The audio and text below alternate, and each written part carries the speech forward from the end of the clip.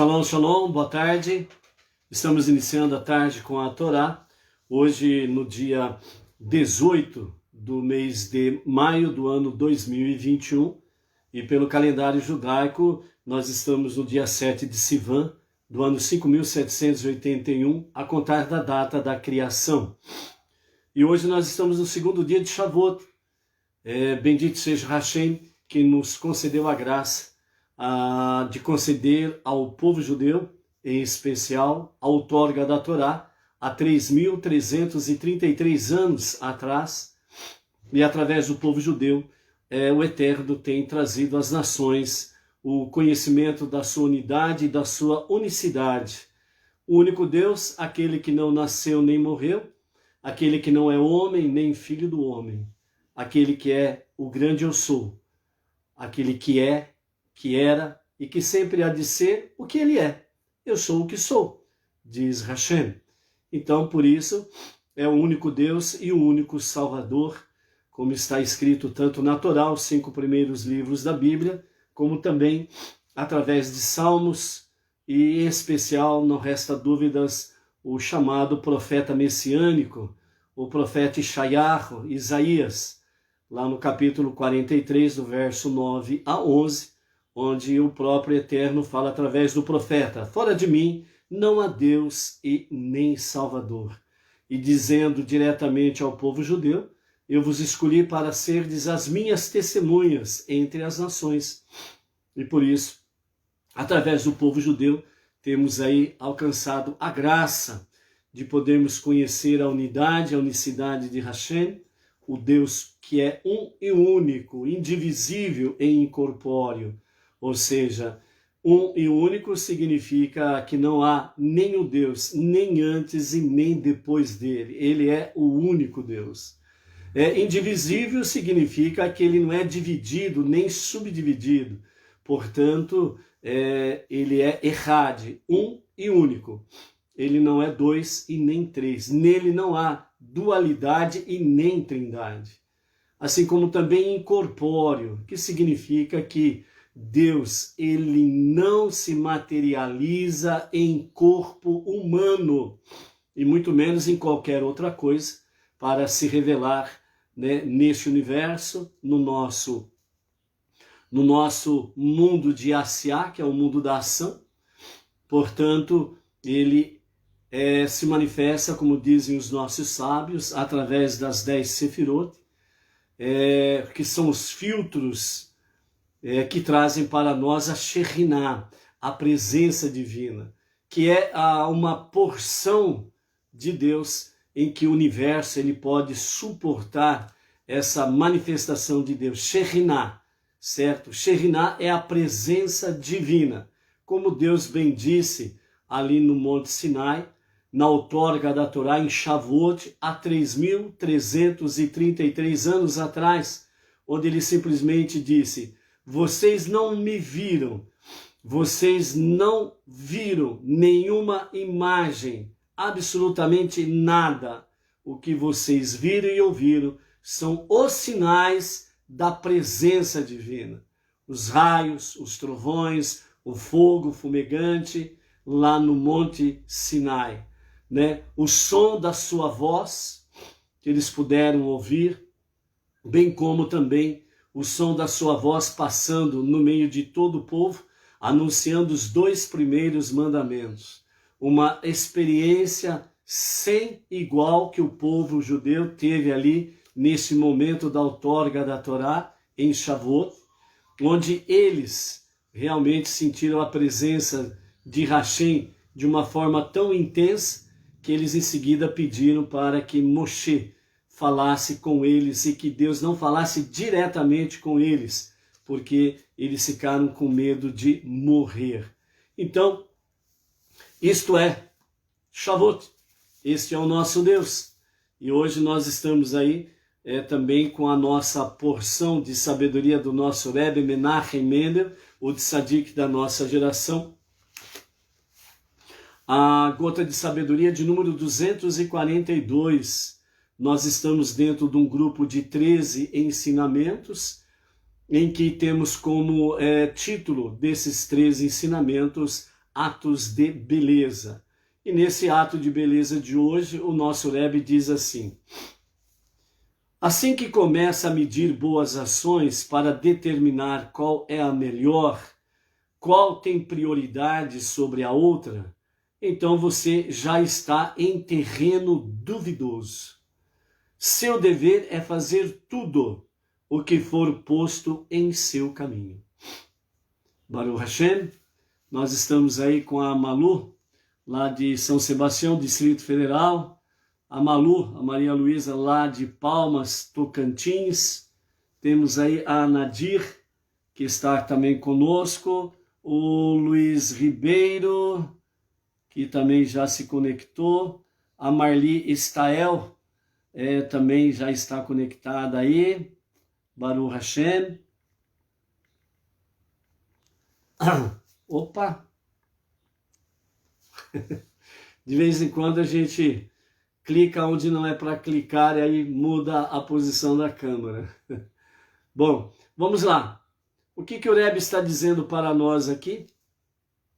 Ele está dizendo para nós, assim quando você começa a medir as suas boas ações, no sentido de ver qual que é melhor do que a outra, ou qual que tem prioridade sobre a outra, então você já está num terreno duvidoso. Ou seja, todo ato de beleza, ele não tem nem mais e nem menos. Ele simplesmente é um ato de beleza. Nesse sentido, quando você pratica uma boa ação, é uma boa ação. E a outra boa ação que você faz ou que você fez, em comparação com a boa ação do momento, todas elas estão na mesma prioridade, estão nas mesmas condições. Quando você começa a analisar essa questão que o Rebbe quer nos chamar a atenção, quando nós começamos a analisar qual é a boa ação, qual é a melhor, qual é a mais ótima, a menos ótima, etc. e tal, qual é que tem prioridade, qual que não tem prioridade, então o Rebbe diz assim, ó, você já está num terreno duvidoso. O terreno duvidoso, ele joga realmente com a nossa psique e nesse sentido ele coloca em dúvida que a sua boa ação não é um ato de beleza. E você vai querer dizer, essa foi melhor do que aquela outra. E nesse sentido, o Rebbe está dizendo para nós que toda boa ação é um ato de beleza. E todas elas, sem exceção, são prioridades. Não tem aquela que é mais ou aquela que é menos. Toda boa ação, ela é preciosa aos olhos de Deus. Então, por isso, não fique pensando nesse detalhe ou querendo medir essa questão, né? Qual é a melhor, qual que é a prioridade e etc e tal. Não, faça, simplesmente faça. Como diz o Rebbe aqui, né? Seu dever é fazer tudo que for posto em seu caminho. Em outra gota de sabedoria, o Rebbe diz assim, ó, se chegou até a sua presença alguém, e esse alguém lhe diz da sua adversidade, do seu problema, da sua dificuldade ou algo semelhante, é porque Deus permitiu que essa pessoa chegasse até você, porque Deus ele está confiando em você, que você tem capacidade, poder para ajudar essa pessoa, praticando uma boa ação, praticando um ato de beleza. Então, portanto, se Deus está confiando em ti, não menospreze. Desculpa. Não menospreze a confiança que Deus está dando para você. Por isso, diz o Rebbe, não menospreze o poder da luz. E nesse sentido, Deus está mostrando realmente que Ele conduziu aquela pessoa até você, porque Ele está confiando em você. Então faça a boa ação, faça um ato de beleza, que é grandemente honrada diante de Hashem. Ok? Baruch Hashem. A Diná Paglassi Marmol, conhecem? Está aí conectada. Junto com ela está o Benjamin, o nosso netinho de 9 meses. E a Aritza Verônica, lá do Chile. Baruch Hashem. A Nadir, Baruch Hashem. Ok? Antes de nós falarmos alguma coisa mais sobre Shavuot, que nós estamos no segundo dia de Shavuot, vamos ver a nossa leitura do dia, né? Para que nós possamos realmente fazer a nossa aliá, ok? Maria Luísa, estamos presentes. Tá você e os netos também, Maria Luísa? Baruch Hashem, então. Então, a nossa aliá de hoje, nós estamos na nossa terceira aliá, está no livro de Números, Bamidbar, a nossa 35ª Parashá, Nassô, Levante. No capítulo 5, nós vamos ler do verso 1 até o verso 10, e depois vamos falar sobre alguma coisa da nossa Parashá, e bem como também de Shavuot, ok? Vamos em frente? Ok. Luiz Ribeiro, Baruch Hashem. A Maria Luísa falando que os netos estão na fazenda, Baruch Hashem. Então a nossa terceira aliá diz, capítulo 5, versos 1 a 10, a santidade do acampamento. Deus falou a Moshe no dia em que o tabernáculo foi erigido, dizendo: instrua os filhos de Israel para enviarem para fora do acampamento todo aquele afligido com Tsarat, todo aquele que teve um fluxo insalubre, aguado e venéreo, e todo aquele que está ritualmente impuro pelo contato com o morto. Você deve enviar tanto do sexo masculino quanto feminino.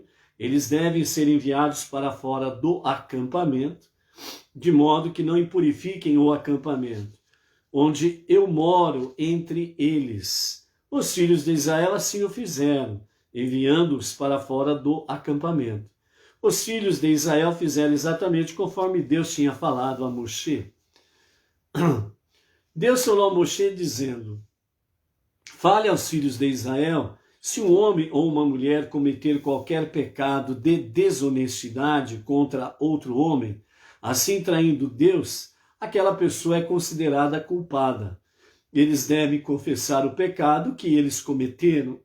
A pessoa deve pagar de volta a quantia pela qual é culpada e acrescentar 1/5 desta, dando-a para aquele a quem ela prejudicou. Mas se o homem morre e não tem nenhum parente a quem o culpado possa pagar a dívida, então a dívida deve ser restituída a Deus, ou seja, ao sacerdote. Isto é, obviamente, além do carneiro expiatório, que é trazido de qualquer modo ao sacerdote, através do qual ele é expiado. Todas as oferendas das primícias sagradas que os filhos de Israel trouxerem para o sacerdote pertencerão ao sacerdote. A prerrogativa de qual sacerdote ou levita, precisamente, a pessoa escolhe para dar suas oferendas sagradas é da própria pessoa, mas o que alguém der ao sacerdote é então dele, do sacerdote, ok? Então aqui nós encerramos a nossa terceira aliá, nossa terceira leitura da semana. Tanto na aliá de ontem como na aliá de hoje, a aliá de hoje ela nos fala alguma coisa sobre a questão de Teshuvá, arrependimento e retorno a Deus. Então, quando nós temos aí sobre a questão, versículos 7 e 8, né, do capítulo 5 de Números, a pessoa, né, a pessoa deve pagar, né, após confessar o seu pecado que ele cometeu, ele deve pagar a quantia pela qual é culpada e acrescentar 1/5 dessa, dando à pessoa a quem ela prejudicou. Caso a pessoa faleceu, no caso a vítima, que vamos assim dizer, ou a pessoa que foi ofendida, ou que sofreu danos ou algo semelhante, se porventura essa pessoa morre e ela não tem nenhum parente, se ela tiver algum parente próximo, então esse parente vai receber o devido pagamento. Se ela não tem nenhum parente próximo, então a pessoa, né, o culpado de ter cometido esse dano contra alguém, então ele vai pagar aquilo que é devido ao sacerdote. Nesse sentido, significa que ele está restituindo a Deus, através do sacerdote, realmente o pagamento devido. E aquilo que a pessoa ela oferece como consagração, dando ao sacerdote, além do próprio sacrifício do animal, né, seja os dividendos em questão de dinheiro, bens ou gêneros alimentícios, vamos assim dizer, de forma geral, né, na linguagem nossa. Então, tudo aquilo que for dado, né, como consagrado ao sacerdote, então ao sacerdote pertence. Então, por isso, realmente, as coisas ou as oferendas sagradas, né, a Deus, o que é de Deus, então tem o sacrifício completo, né? Então o holocausto é o sacrifício completo, e aquilo que é dado como parte para o sacerdote, né, o Kohen ou os Kohanim, os sacerdotes, então isso pertence a ele e ponto final, ok? Nós tivemos aí dentro dessa aliá de ontem, né, anteontem, dentro dessa paraxá dessa semana, nós tivemos aí realmente sobre as questões em que os deveres dos descendentes, né, dos levitas referente ao trabalho no tabernáculo. Então nós tivemos ali dentro desse sentido aí, nós tivemos aí o capítulo 4, onde temos aí a questão dos descendentes de Gershon, né, os seus deveres no trabalho do tabernáculo. Tivemos aí a questão de Merari e também tivemos a questão de Kehat na paraxá anterior. Então, essas 3 tribos, né, elas tiveram um papel importante dentro do tabernáculo e em torno do tabernáculo, né? Então, nós vimos aí também, com referência ao acampamento, e no acampamento as 12 tribos, elas ficaram totalmente em torno, né, na parte externa do tabernáculo, ao redor do tabernáculo, 3 tribos de cada lado. Próximo ao tabernáculo, né, a tribo de Levi, os seus descendentes, que estavam aí responsabilizados por toda a atividade do tabernáculo. Então, na porta principal do tabernáculo, né, a única porta de entrada e saída do tabernáculo, estava ali Moshe, Arão e os filhos de Arão. Do lado norte do tabernáculo estavam os descendentes de Merari. Do lado sul do tabernáculo, os descendentes de Gerhat. E na parte oeste, né, portanto, a parte de trás do tabernáculo, estava ali devidamente guardada pelos descendentes de Gershon. Né? Então esses eram os levitas que estavam ali responsáveis. Né? A porta principal, reforçando apenas, Moshe, Arão e os filhos de Arão. Ok?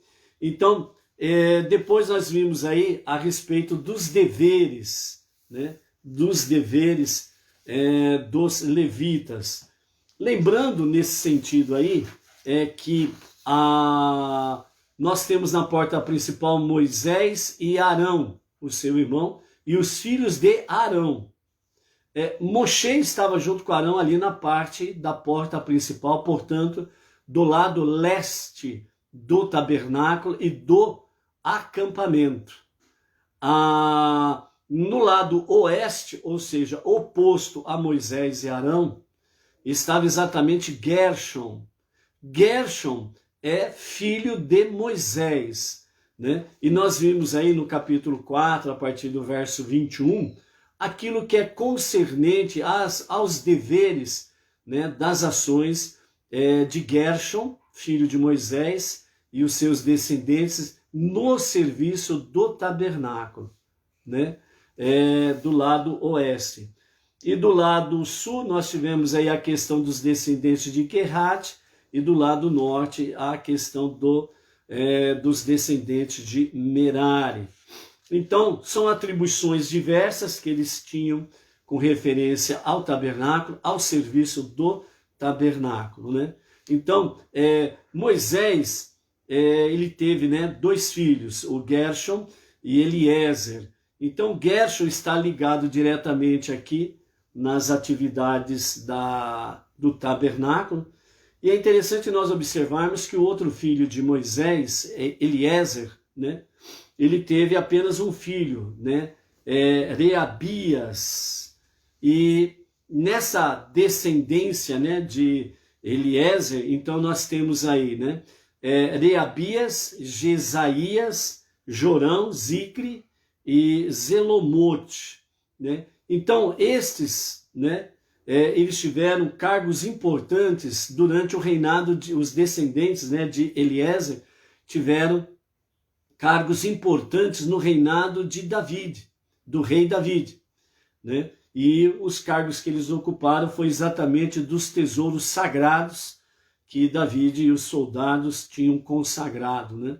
Que eram os tesouros separados ali no templo, aqui no Mexicano. E nesse sentido aí, né, as coisas sagradas devidamente separadas, então os descendentes de Eliezer, né, filho de Moshe, tiveram essa incumbência aí. E Gershom teve essas incumbências diretamente ligados ao tabernáculo, e nesse sentido ali eles estiveram. Hoje, por ser o segundo dia de Shavuot, hoje principalmente, né, as leituras feitas principalmente na parte da manhã estão no livro de Devarim, Deuteronômio, os capítulos 14 a 16, onde nós temos ali a respeito das 3 festas da peregrinação. São as 3 grandes festas, né, que é Pessach, Shavuot e Sukkot, chamada as 3 festividades das peregrinações. Ou seja, né, todo varão ele tinha, né, o seu dever de comparecer em Jerusalém nessas 3 grandes festividades, Pessach, Shavuot e Sukkot. Resumidamente e de forma bem simples, né, por que eles deveriam comparecer nessas 3 grandes peregrinações ou nessas 3 grandes festividades em Jerusalém? O objetivo principal, de forma bem simples, era que eles precisavam comparecer ali em Jerusalém, nessas 3 grandes festividades. O objetivo era para eles verem e serem vistos. Ou seja, verem, a partir do momento que eles se apresentavam, né, no Beit HaMikdash, o grande templo em Jerusalém, quando eles se apresentavam no templo, então eles estavam ali, entre aspas, vendo Deus, porque eles se apresentavam na presença de Deus. Então eles foram lá para ver Deus, entre aspas, ok? Eles não viram literalmente falando, ok? Então eles foram para ver Deus no sentido de que eles estavam ali cumprindo mandamento, cumprindo a mitzvah de comparecerem na presença de Deus. Então eles foram para ver Deus. e ao mesmo tempo para serem vistos por Deus. Por isso Deus, ele diz que ninguém se apresente de mãos vazias, né, diante de mim. Então, por isso foi o objetivo principal. Iam para ver e serem vistos por Deus, né? Não se apresentar de mãos vazias. Obviamente, eles iam com oferendas, diversas oferendas, e participavam ali de todo o cerimonial, as preces, né, os louvores e etc. e tal, na presença de Deus. Então, ver e ser visto. Existe um ditado popular que diz assim: quem não é visto não é lembrado, né? Acredito que todos conhecem muito bem o ditado, né? Quem não é visto não é lembrado. E para ser visto, você precisa ver, ou seja, você precisa comparecer diante de alguém, para que você possa vê-lo e para que você possa ser visto e automaticamente ser lembrado para receber algum benefício. Esse é o ditado popular e a mensagem do ditado popular. É a mesma coisa que nós estamos vendo aqui com referência a essas grandes festividades, né? Pêssar, Shavuot e Sukkot. É para ver Deus e para ser visto por Deus, ou seja, para que você possa receber os favores de Deus. E nós, né? E nós podemos participar disso de forma muito ativa. Iranilde Pereira, shalom Iranilde, Cida Fernandes, shalom, shalom, Luciana Rodrigues, shalom, shalom, Edina Silva, shalom, shalom, Roberval Ribeiro, shalom, shalom, a Isabel Marmol Piso, a nossa irmã lá de Franca, né?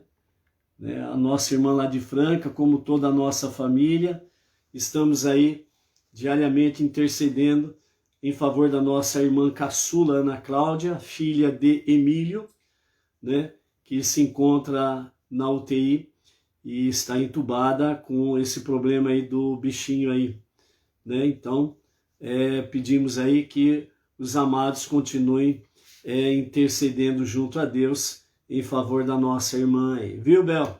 O nosso povo está em preces em favor da nossa querida irmã, a nossa caçula Ana Cláudia, filha de Emílio. Ok, pessoal? Baruch Hashem.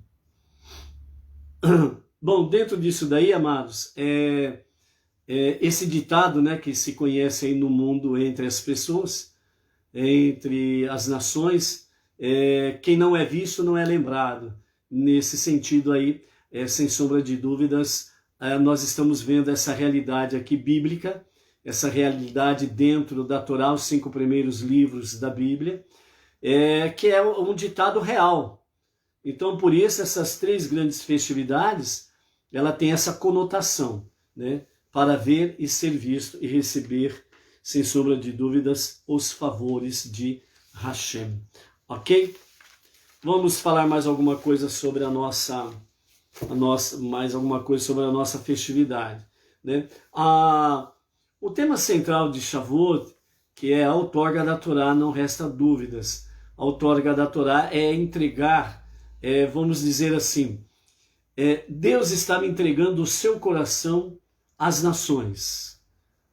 A Torá é o coração de Deus. As nações rejeitaram. E quando as nações rejeitaram, o povo de Israel, o povo israelita, prontamente respondeu a solicitação divina. Então eles disseram: nós faremos e ouviremos. Que significa: nós faremos, obedeceremos aos seus mandamentos, e ouviremos significa que nós estudaremos no nosso dia a dia, né, a sua palavra e os seus mandamentos. Então, nesse momento, o povo israelita, ele aceitou a aliança, ele na nossa linguagem humana para nós entendermos a ação de Deus, a ação divina de Deus, certo? Então, quando Deus ele revela o seu amor, o seu coração, através da Torá, da outorga da Torá, o povo judeu, então, ele abraça isso daí. Então, como dizem os nossos sábios, então ali no Monte Sinai, na outorga da Torá, né, em Shavuot, acontece de fato o casamento entre Deus e o povo judeu.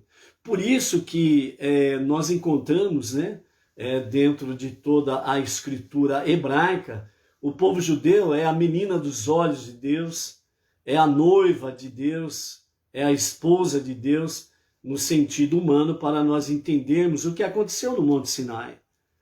Por isso que Deus, ele é fiel. É interessante que o mundo religioso, né, ele usa muito aquela expressão Deus é fiel, coloca nos seus carros, pinta, né, essa expressão na sua loja comercial, na sua oficina, na sua casa, põe lá o adesivo no seu carro, Deus é fiel, parapapá, parapapá. Mas não analisa à luz da Torá a realidade dos fatos. Então, quando Deus ele faz a outorga da Torá no Monte Sinai e tem esse casamento com o povo judeu, então Deus é fiel.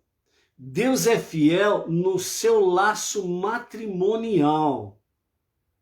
Significa que Deus não é homem e nem filho de um homem para ser mentiroso, enganoso. Então, Deus é fiel ao seu veredito, Deus é fiel à sua aliança, Deus é fiel ao seu casamento com o povo judeu. Que significa também, Deus não pula cerca. Deus ele não faz adultério. Ele não trai a sua noiva. Ele não trai a sua querida. Quando você lê lá o Cântico dos Cânticos, Shir Hashirim, você vai encontrar lá a expressão selomita, né? Sulemita, melhor dizendo. Então muitos falam que é o Cântico de Salomão com referência exatamente a esta mulher. Mas os nossos sábios falam que esse cântico ele precisa ser visto de uma forma mais elevada. É um cântico de Deus para a sua noiva Israel, Yeshurun. Ok? Então, dentro desse sentido aí, Deus está mostrando claramente que ele não é infiel à sua aliança e à sua noiva, a menina dos seus olhos, o povo judeu, que é o seu filho primogênito. E através disto é que ele alcança as nações. É através disso daí que ele alcança a humanidade. A humanidade, as nações, os não-judeus, são considerados os irmãos mais novos. Vamos dizer assim, né? As nações, o povo não-judeu, é o irmão caçula do filho primogênito de Deus, o filho mais velho de Deus, que é o povo judeu. Esta é a família de Deus. Entende? É nesse sentido que Deus quer chamar-nos a atenção e que nós venhamos compreender isso daí. Então, por isso que muitas vezes as pessoas gostam de usar o slogan, não o fato real da expressão Deus é fiel, mas usam como um slogan, né? Como um amuleto da sorte. Coloca lá o quê? Porque é bonito. Porque é bonito. A Edna está dizendo aqui, porque é bonito o slogan, Deus é fiel. Aliás, de fato é bonito mesmo. Todo mundo gosta, não é verdade? Todo mundo gosta, Deus é fiel, Deus é fiel, Deus é fiel, Deus é...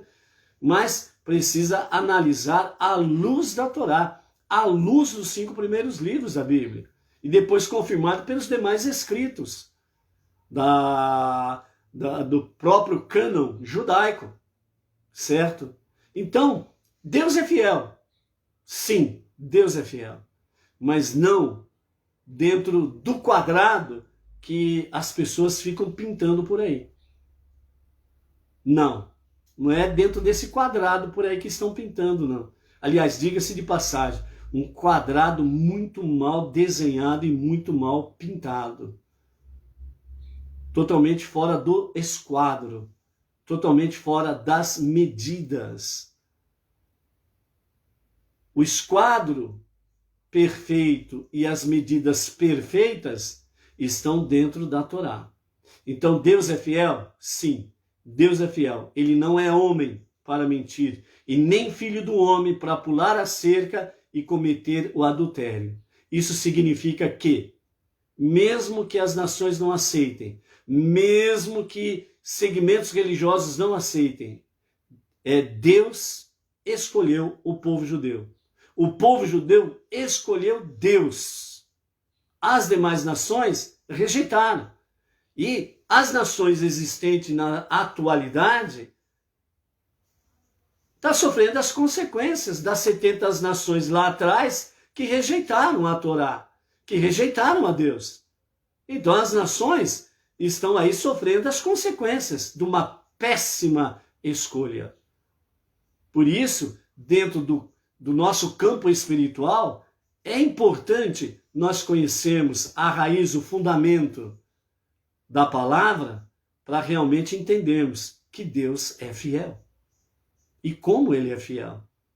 Então, ele não abandonou a sua noiva, que é quem? O povo judeu, a nação de Israel, certo?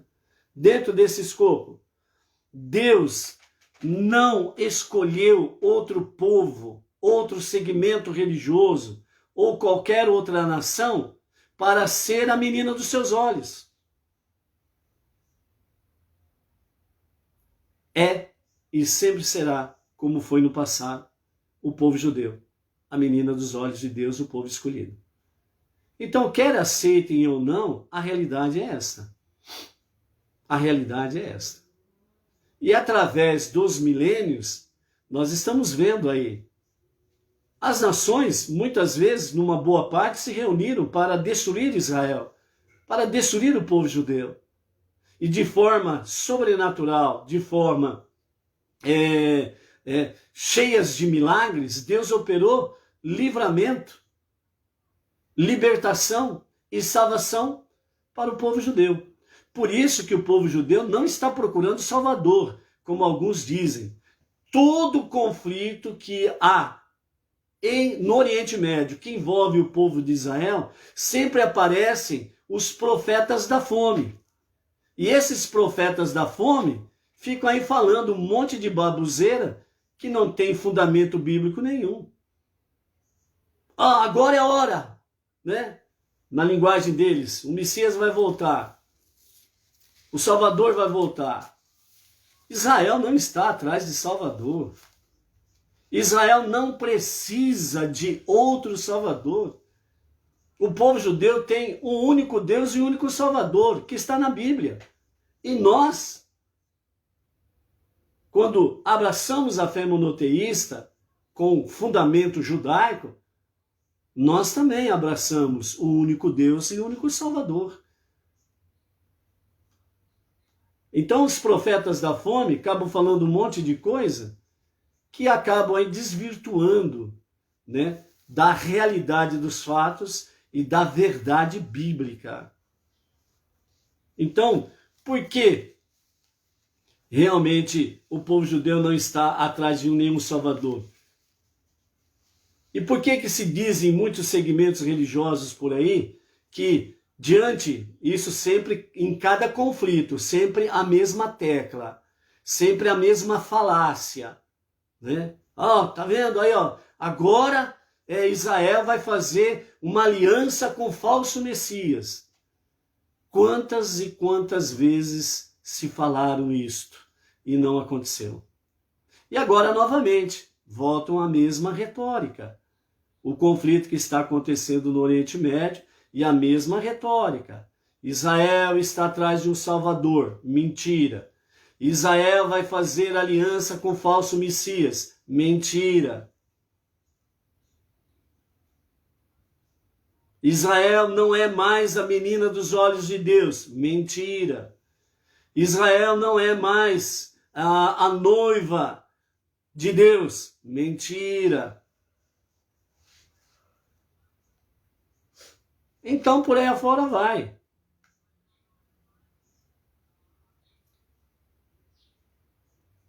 E as nações que estão padecendo a pandemia aí? É o quê? Qual é a mensagem? É a mensagem do deserto. Os segmentos religiosos, eles ficam focados com o conflito que está acontecendo no Oriente Médio, vem com um monte de baboseiras, com um monte de mentiras. Quando vem para as nações, a famosa pandemia que está acontecendo e tudo mais, certo? Também vem e fala um monte de mentiras. Mas tanto uma como outra situação não entram no mérito da questão. Não entram na raiz do problema e na raiz da palavra. Nós estamos em Shavuot. A mensagem de Shavuot é a mensagem do deserto. A mensagem do deserto é a palavra de Deus, segundo os 5 primeiros livros, a Torá. Ela é para todas as nações, sem exceção. É para todos os povos, sem exceção. Israel está precisando ser curado? Sim. Israel está com deficiência espiritual? Em grande parte, sim. E as nações? Piorou a situação. Se as coisas não estão lá muito espiritual com o povo judeu, com o povo de Israel, piorou para as nações. Porque, como diz o próprio profeta, cada nação anda em nome do seu Deus, do seu ídolo. Então, só por aí, as nações estão numa situação bem caótica. Olha o que está acontecendo entre as nações. Então, Deus permitiu esse reflexo da pandemia entre as nações para que as pessoas voltem para Ele. Como sempre mostrou a história bíblica. Como sempre mostrou a história de Israel, que é exemplo para nós. À medida que o povo de Israel esquecia de Deus e não cumpria os seus mandamentos, as consequências vinham por causa das suas ações. É a lei do retorno. Plantou, colhe. Plantou abacaxi, vai colher abacaxi. E abacaxi bem cascudo, espinhudo e azedo.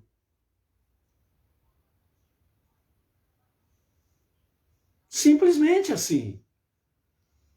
Então, esse é o momento em que não somente Israel, que numa grande parte está bem enraizada em clamar ao único Deus e ao único Salvador, o Criador, o único Todo-Poderoso, aquele que não é homem e nem filho do homem. Aquele que é um e único, indivisível e incorpóreo. Enquanto que as nações não se refugiam à sombra do onipotente. Gosto muito de falar salmos. Gosto muito de colocar lá como um amuleto o Salmo 91, estar à sombra do onipotente para ser guardado, protegido.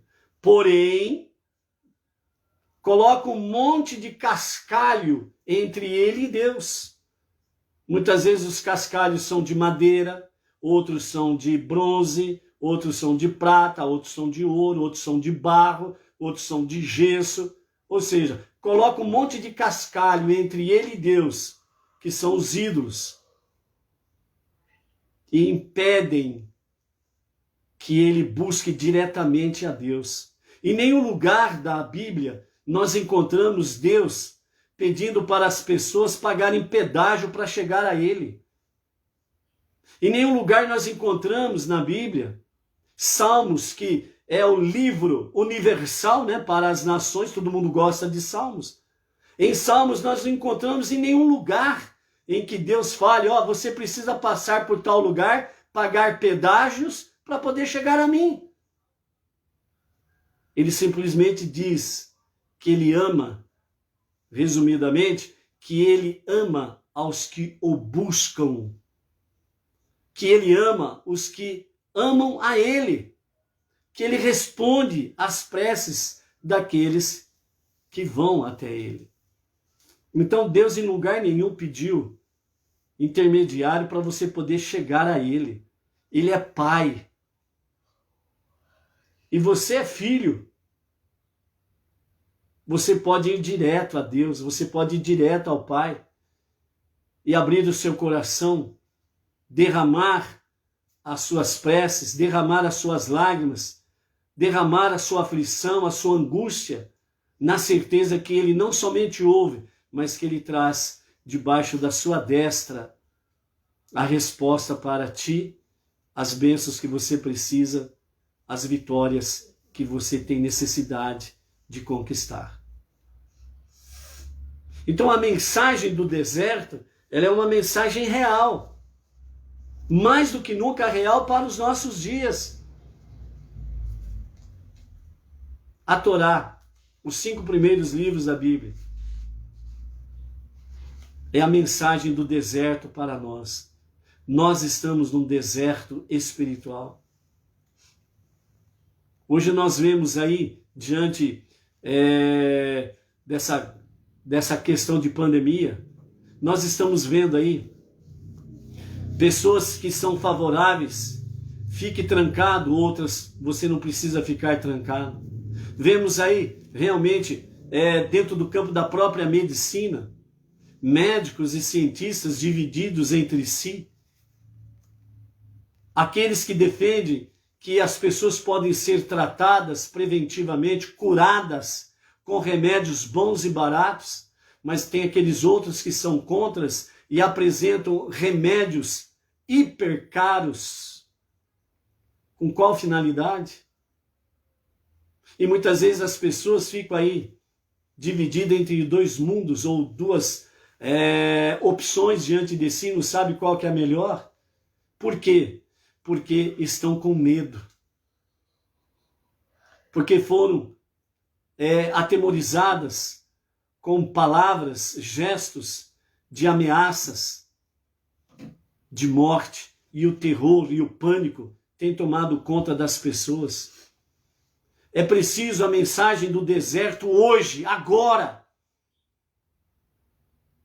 onde Deus diz, se vocês obedecem os meus mandamentos, estas são as bênçãos que virão sobre ti, sobre a tua casa, os teus filhos, dos filhos dos teus filhos. Nenhuma peste chegará à tua casa, à tua tenda.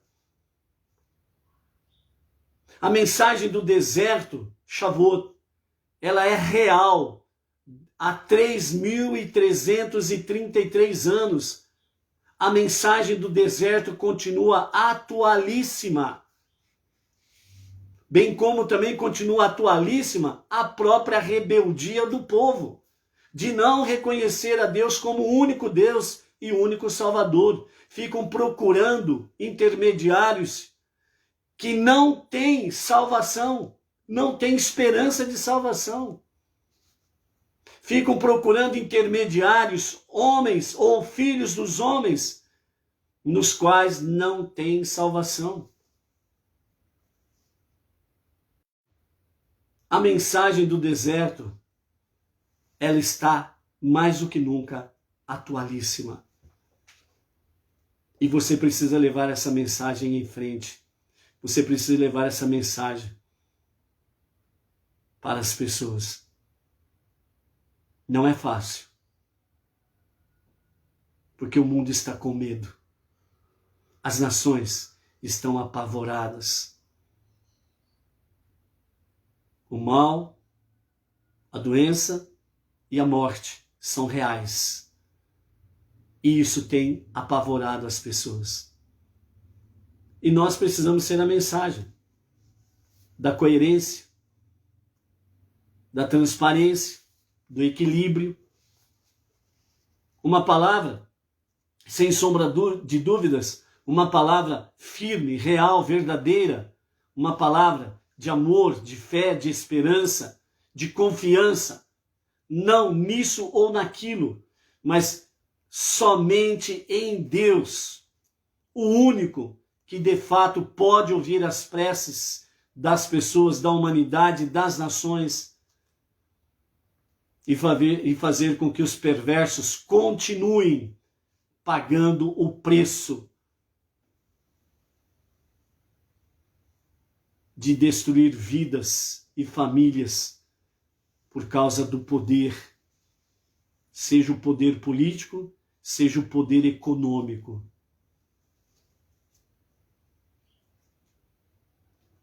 Porque Deus, Ele é fiel.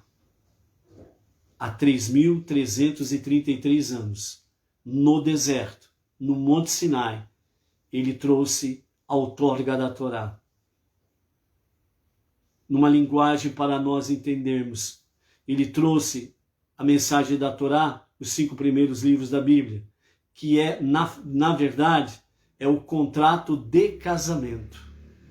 E o povo judeu aceitou esse contrato de casamento.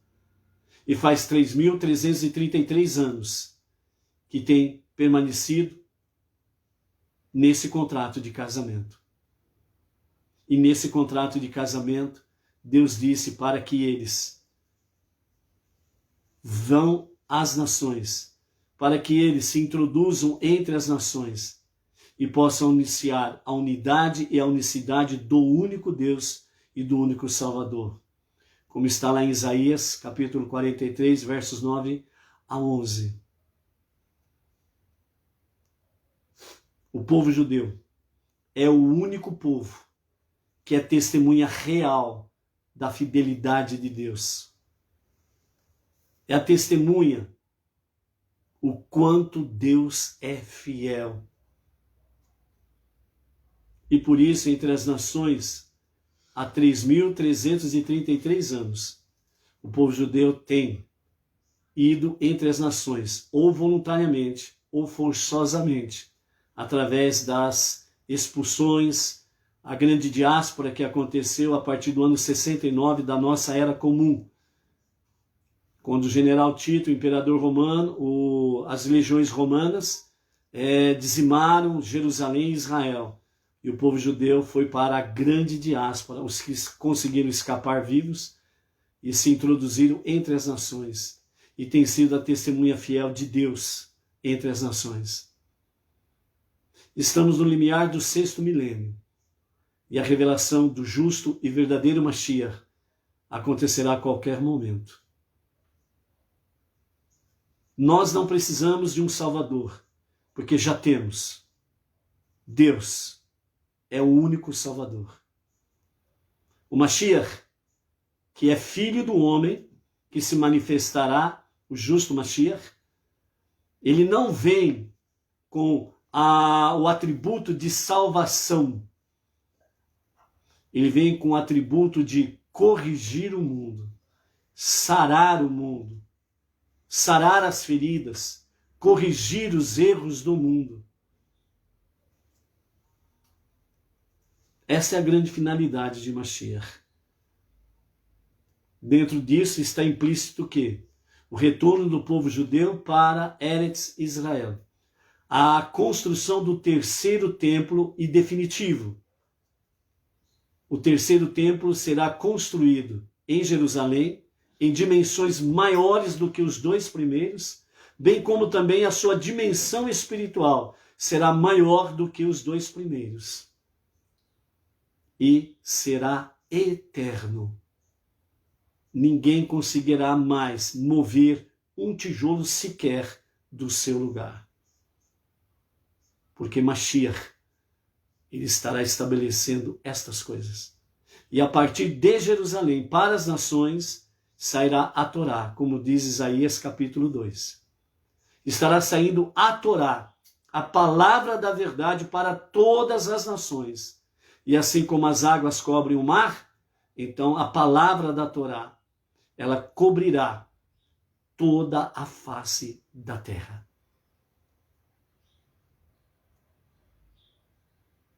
Dessa forma, nós temos a mensagem de Shavuot, a mensagem do deserto. Por isso, entre outras coisas, o deserto precisa ser vencido. Porque o deserto, além de significar um lugar inóspito à vida,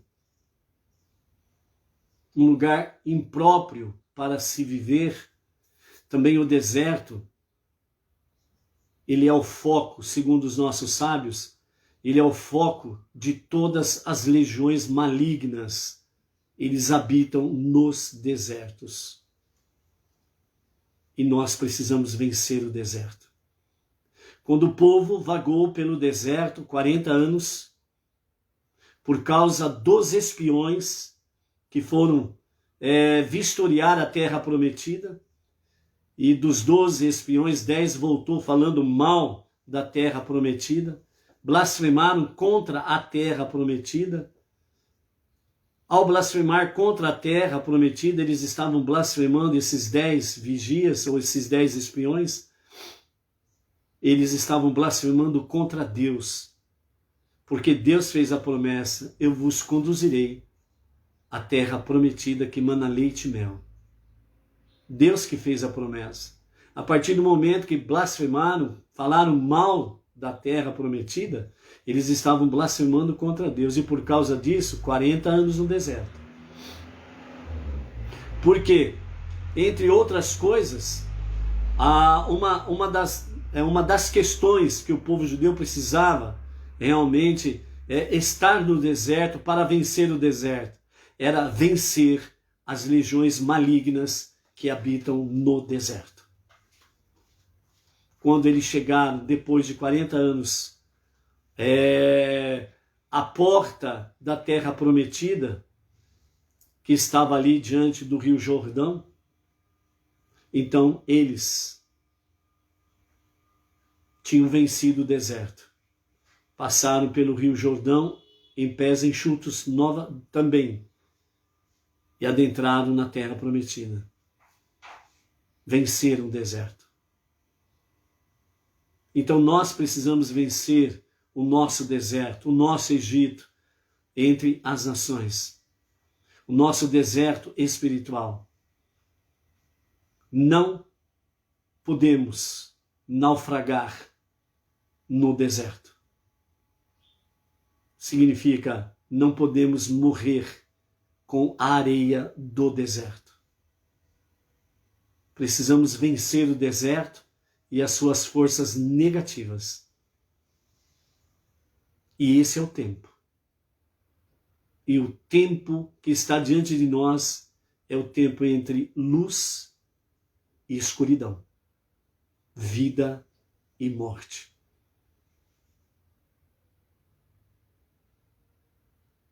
E nós precisamos passar para o outro lado do Jordão, depois do deserto. E para isso, Deus colocou cada um de nós aqui, não judeus, entre as nações, para que nós possamos vencer esse deserto que está aí. As pessoas estão com sede, porque estão abrasadas por tantas coisas negativas e também envolvidas com seus próprios ídolos em diversas dimensões.